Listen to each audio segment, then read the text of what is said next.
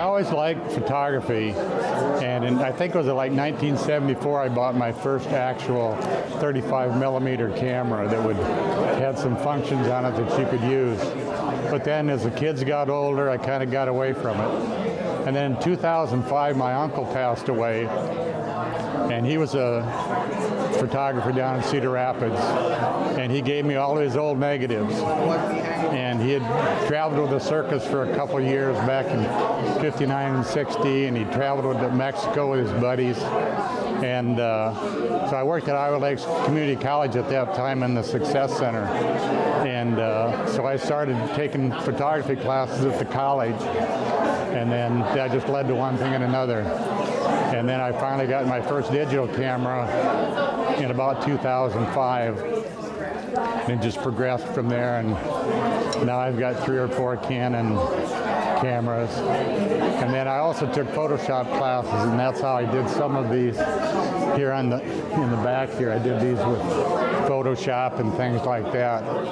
And so, like I said, I've always been interested in photography, and then once I got those negatives and had a chance to take classes at the college, then everything accelerated from that.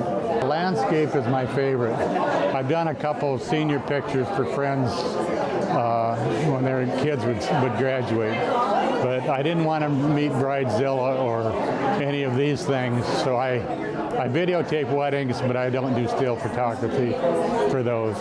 But yeah, landscape. And I love taking pictures of old barns and homesteads buildings like that. Those are probably my favorites with my Photoshop. And I add make things into high definition, where you take a burst of pictures and it changes the aperture and things, and then you can put them together and get a real high definition picture like that. So this I did on Photoshop, and this one I did at a hot air balloon. And to me, this looks like Iowa Lakes Community College. And I worked there for 10 years after I retired from the high school there in Esterville. And I did Photoshop with that. This one is basically it's a untouched picture except for a few flaws in but it took me a while to get that, to get people away from the, because it was brand new that summer, and people wanted to be around it, and I wanted them to be around it, but I like to not have anybody in it if I can help it. The ones I did over here, I changed photos into words, and I've got a computer on that I can do that. And then that little one is where it looks like you're looking through a piece of broken glass or amethyst, and then add the other things to it. Don't be afraid to leave it on automatic. These new cameras, you can change the aperture, change the focal length, change the shutter speed, but when you start out, just keep it on automatic, and then gradually, and like when I was teaching science, you change one thing at a time. If you have more than one variable, you don't know what you're increasing or decreasing your production with.